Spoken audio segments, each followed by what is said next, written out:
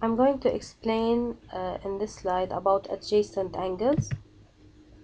For two angles to be adjacent, they should have the same vertex, they should share a common side, they should lie on either side of their common side.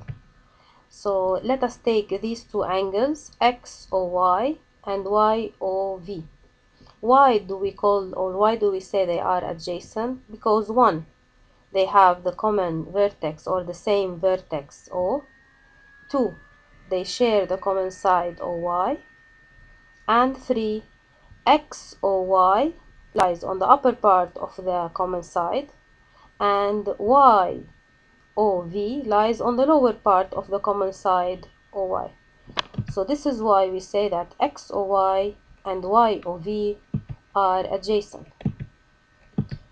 In this slide, we are going to take some examples and differentiate between the angles that are adjacent and the angles that are not. So state if these angles are adjacent or not and justify your answer. So in the first drawing, both angles, they don't share the same vertex. So these are not adjacent.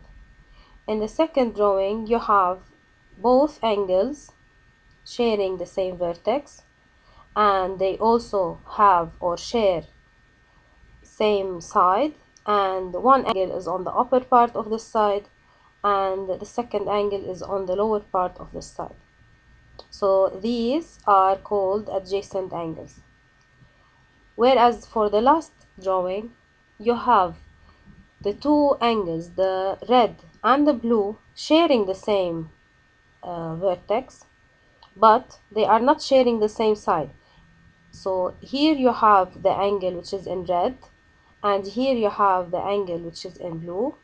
Each angle has its own side, so they are not sharing the sides. So therefore these are not adjacent angles. So let us check. No, since the two angles don't share the same vertex. Yes, they are, since the properties are satisfied, as we mentioned. And no, since the two angles don't share the same common side.